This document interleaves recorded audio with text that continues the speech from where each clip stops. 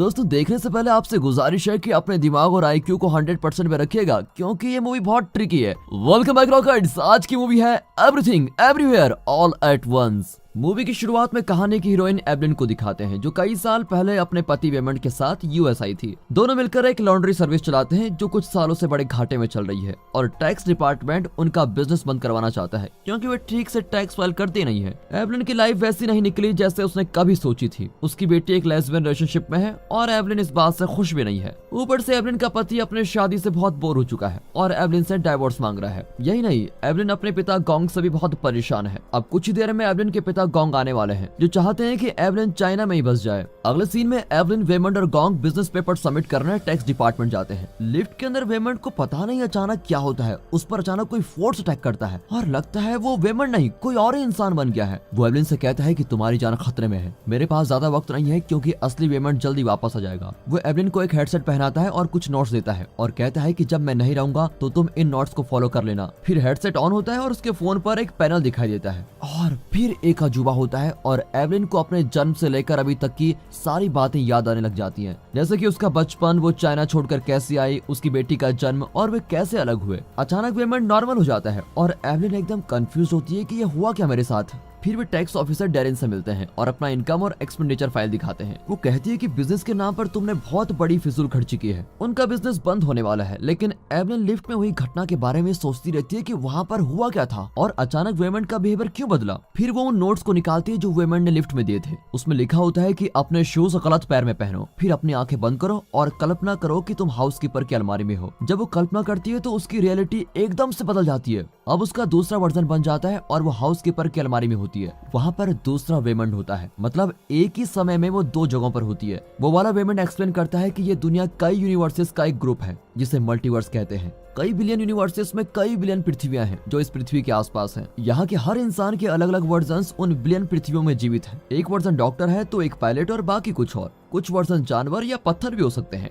और ये वाला वेमंड अल्फा नाम के एक यूनिवर्स से बिलोंग करता है जो कि बाकी यूनिवर्सेस से ज्यादा एडवांस्ड यूनिवर्स है और मल्टीवर्स का कॉन्सेप्ट इन्हीं लोगों की खोज है। अब बात यह है कि अल्फा यूनिवर्स की पृथ्वी पर एवलिन एक साइंटिस्ट है जिसने इंसान की कॉन्शियसनेस को अलग अलग यूनिवर्स में ट्रेवल करवाने का तरीका ढूंढ लिया है और उसी प्रोसेस के जरिए अल्फा वेमंड ने अपने कॉन्शियसनेस को इस दुनिया में ट्रांसफर कर लिया है। एवलिन की तो कुछ भी समझ में नहीं आता कि ये यहाँ पर आया क्यों है। फिर अल्फा वेमंड बताता है कि उनकी बेटी जॉय पूरी दुनिया को मिटाने वाली है। अल्फा यूनिवर्स में जॉय सबसे टैलेंटेड बाउंसर थी और एवलिन ने सिस्टम में ऐसा फंक्शन डाला था जिससे जॉय को एक ही समय में कई यूनिवर्सेस में घूमने की आजादी मिली। इस वजह से जॉय को अपने बिलियन वर्जन्स के बारे में जानकारी मिली थी और खुद के इतने सारे वर्जन्स को एक्सपीरियंस करके जॉय इस नतीजे पर पहुंची कि ये दुनिया झूठी है और इंसान हर यूनिवर्स में बदतर जिंदगी जी रहे हैं। फिर ऐसी जिंदगी को खत्म करने के लिए उसने एक ब्लैक होल बनाया जिसका नाम है एवरीथिंग डोनट। वो पूरे मल्टीवर्स को इस ब्लैक होल में समाकर दुनिया को खत्म कर देना चाहती है ताकि ना रहेंगे यूनिवर्सेस और ना रहेगी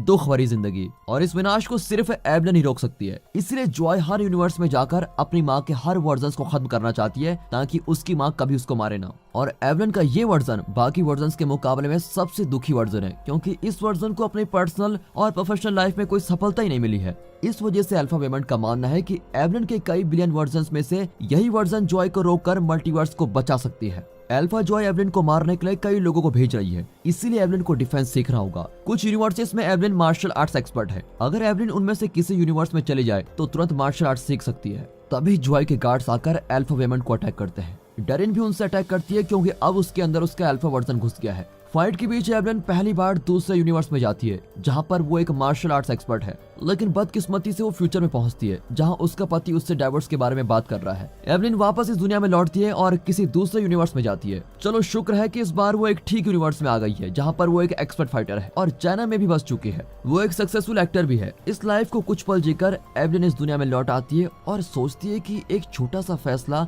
लाइफ में कितना बड़ा बदलाव ला सकता है। तभी डेरिन उस पर अटैक करती है, लेकिन इस बार तो एवलिन उसे उसकी नानी याद दिला देती है क्योंकि वो कुछ ही सेकंड्स में अपने दूसरे वर्जन से मार्शल आर्ट सीख कर आ गई है। लड़ाई के बाद एवलिन खाना खाती है और तभी उसे अपने एक्ट्रेस वर्जन के विजन दिखते हैं। फिर अल्फा वेमंड उससे मिलने आता है। एवलिन के साथ न होने की वजह से वो एक सक्सेसफुल बिजनेसमैन बन गया है वो कई साल बाद मिल रहे होते हैं, लेकिन उनके बीच का लगाव अभी भी कम नहीं हुआ है। फिर अल्फा वेमन एवलिन को उसके सपने से जगाता है और कहता है कि जॉय के आने से पहले हमें यहाँ से भागना होगा। लेकिन वे नहीं जानते कि जॉय एवलिन की बेटी के अंदर घुस चुकी है और अब वो बिल्डिंग के अंदर है। और फिर कुछ ही देर बाद अल्फा वेमन का कनेक्शन टूट जाता है और वो अपनी दुनिया में वापस लौटता है। एवलिन अब अकेली होती है। कुछ ही देर में एवलिन की मुलाकात जॉय से होती है और जॉय में हर यूनिवर्स की किसी भी चीज को बदलने की शक्ति है। वो एक पुलिस ऑफिसर को कागज के टुकड़ों में बदल देती है और दूसरे को भी कुछ इस तरीके से मार देती है। पूरी पुलिस फोर्स को हराकर वो एवलिन को मारने आती है, लेकिन एवलिन दूसरे यूनिवर्स में चले जाती है जहां लोगों के हाथ में उंगलियों की जगह हॉट डॉग्स होते हैं। इस यूनिवर्स में वो डैरेन की फ्रेंड होती है जो उसकी उंगलियां काटने लगती है। एवलिन बहुत डर जाती है, लेकिन तभी अल्फा गॉन्ग आकर उसको बचा लेता है। कुछ ही देर में सारे अल्फाज गायब हो जाते हैं और एवलिन और वेमन कंफ्यूज होते हैं कि क्या हो रहा है यार। फिर एवलिन एक्सप्लेन करने की कोशिश करती है, लेकिन कोई उसकी कहानी पर विश्वास ही नहीं करता। इसी बीच जॉय कई लोगों को अपने वश में कर चुकी होती है और उनके जरिए एवलिन की फैमिली को अटैक करती है। और एवलिन भी एक एक करके अपने हर वर्जन में घुसकर उसे एक्सपीरियंस करती है।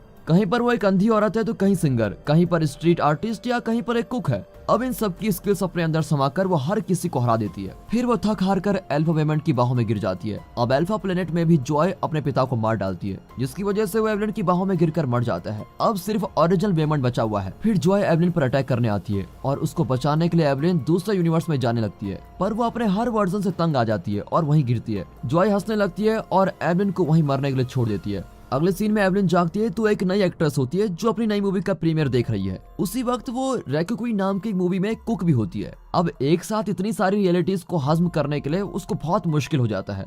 अचानक सब कुछ बंद हो जाता है और वो टैक्स ऑफिसर की मीटिंग के बाद अपने ऑफिस में होती है। वो चाइनीज न्यू ईयर की तैयारी कर रहे होते हैं। वो भागकर जॉय के पास जाती है और पूछती है, तुम ठीक तो हो ना? पर वो रियलाइज करती है कि ये अल्फा जॉय है जो विनाश करना चाहती है। दोनों एक दूसरे को अलग अलग रियलिटीज में देखती है। एक वर्जन में तो दोनों कठपुतलियां भी होती है। इस तरह कई वर्जन से गुजरने के बाद एवलिन भी जॉय की तरह बुरी बनने लगती है और उसे लगता है कि ये दुनिया झूठी है और इंसान बदतर जिंदगी जीते हैं। अब वो भी जॉय के साथ मिलकर दुनिया को मिटाने का फैसला करती है। अगले सीन में किसी दूसरे यूनिवर्स में माँ और बेटी एक पहाड़ और पत्थर बनी होती है। दोनों टेलीपैथी से कम्युनिकेट करती हैं कि पत्थर की जिंदगी भी कितनी दुख भरी जिंदगी है और इस तरह दुनिया को मिटाने के लिए दोनों खुद को मिटाने का फैसला करती हैं और एवरीथिंग डोनट ब्लैक होल के आगे खड़ी हो जाती है। लेकिन तब एवलिन खुद पर फोकस करती है जो अपने लॉन्ड्री शॉप में है और डैरेन भी वहाँ पर टैक्स फ्रॉड के लिए उसको अरेस्ट करवाने आई होती है और पुलिस को बताती है कि एवलिन ने टैक्स ऑफिस को भी तहस नहस कर दिया था। और फिर एवलिन को हथकड़ियां लगाई जाती है। वेमन डैरेन को कन्विंस करता है कि हम एक हफ्ते के अंदर टैक्स ऑडिट करवा लेंगे, प्लीज एवलिन को छोड़ दीजिए। और फिर डैरेन मान जाती है। अब वेमन एवलिन को दिलासा देता है कि हम सब कुछ ठीक कर लेंगे, तुम फिक्र मत करो। तब एवलिन रियलाइज करती है कि दुनिया में सब कुछ झूठ नहीं होता, कुछ बातें ऐसी होती हैं जो सच्चे दिल से कही जाती हैं और यही छोटी छोटी बातें जिंदगी को जीने लायक बनाती है।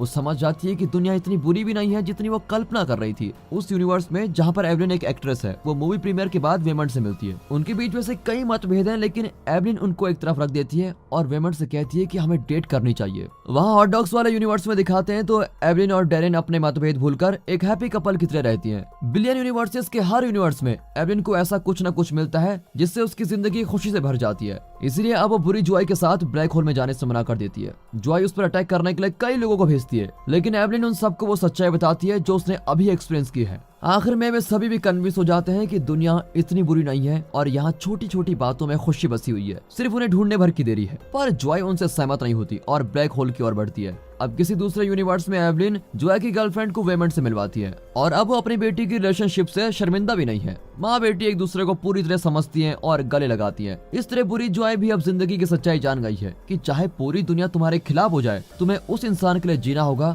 जिसे तुम्हारी जरूरत है। एवलिन, वेमन और गॉन्ग मिलकर बुरी जॉय को ब्लैक होल से बाहर खींचकर नॉर्मल दुनिया में लेके आते हैं। फिर दिखाते हैं तो एक हफ्ते बाद पूरी फैमिली लॉन्ड्री की ऑडिट पेपर्स लेकर टैक्स ऑफिस पहुंचती है। अब जॉय की गर्लफ्रेंड को अपनी फैमिली का हिस्सा मान चुके हैं, जिससे जॉय बहुत खुश होती है। एवलिन और वेमन डाइवोर्स करने वाले थे, लेकिन इन घटनाओं ने उनकी रिलेशनशिप को और स्ट्रांग बना दिया। अब एवलिन वेमन की बातें बड़ी ध्यान से सुनती है और वेमन एवलिन को उतना ही प्यार और रिस्पेक्ट देता है जितना कई साल पहले देता था। डैरेन फाइनल ऑडिट पेपर्स को देखकर उन्हें अप्रूव कर देती है। तब पता चलता है कि वे कई साल से ठीक तरह से टैक्स फाइल नहीं कर रहे थे और इसकी सिर्फ एक ही वजह थी, वे टैक्स के कॉम्प्लिकेटेड डॉक्यूमेंट्स और फॉर्म को समझ नहीं पाते थे। और अब एवलिन अपनी प्रेजेंट जिंदगी में बहुत खुश है क्योंकि उसकी लाइफ बिल्कुल वैसी निकली जैसे उसने कभी कल्पना की थी। हालांकि वो बिलियन यूनिवर्सेस के कई वर्जन में किसी भी एक वर्जन को चुन सकती है,